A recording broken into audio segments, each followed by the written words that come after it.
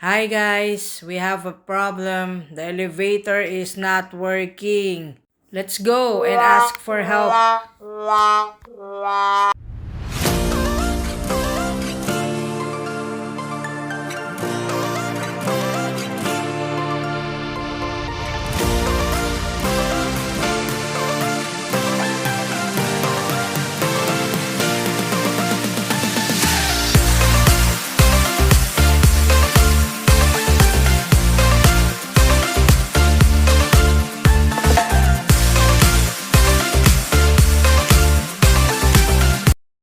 Hi guys, yun nga, sira yung elevator namin.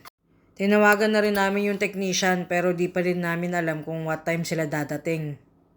Ang bait nga ng kapitbahay namin dito sa first floor, pina-CR pa nga si Inang.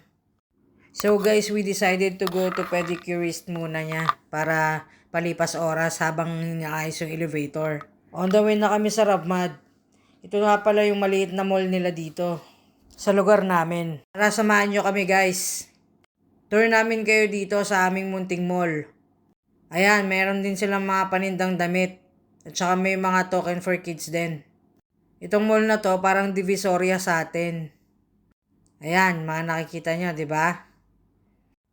Maraming klaseng tindahan dito. May pet shop, tindahan ng mga shoes, and may photo shop din. May mga grocery store and bake shop din dito sa loob. Meron ding remittance center. Yan guys, kailangan pala naming umakyat sa taas. So dito may elevator naman. Ayan, meron din palang tindahan ng mga cellphone dito. And then meron ding tindahan ng pizza. May mga jewelries. And kung ano-ano pa. Tara guys, malapit na tayo. Pasok lang tayo ng elevator. Sa taas, meron din doon mga tindahan.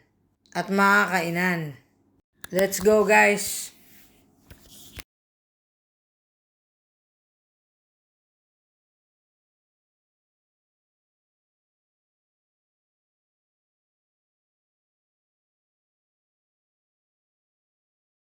Dito na yun guys, harap lang ng elevator. Wala din today yung pedicurist ni Inang. Ayun guys, tara kain na lang tayo. Dito nga pala kami madalas kumain ng burger ni Inang. Masarap kasi yung burger nila dito, juicy yung patty. Pati yung bun nila malambot, kaya gusto din ni Inang. Alam niyo ba guys, tumira si Inang sa Amerika ng 10 taon. Ayun ang kwento niya sa akin. Doon siya natuto kumain ng mga burger. O, di ba guys, nakita niyo ba siyang kumain? Di ba malakas pa rin yung appetite niya. Mahilig nga pala siyang kumain ng masasarap. Mabuti nga, understanding siya mga guys. Kahit hindi ako magaling magluto, kinakain niya pa rin yung mga piniprepare kong pagkain para sa kanya. Madalas nga din pala kaming bumili ng pagkain sa labas mga guys. Yung parang mga lutong bahay. Meron kasi dito malapit sa amin, small restaurant. Yung parang kantin siya. At madami kang pagpipilian doon ng mga recipe nila. Shoutout nga pala dyan sa mahal ko.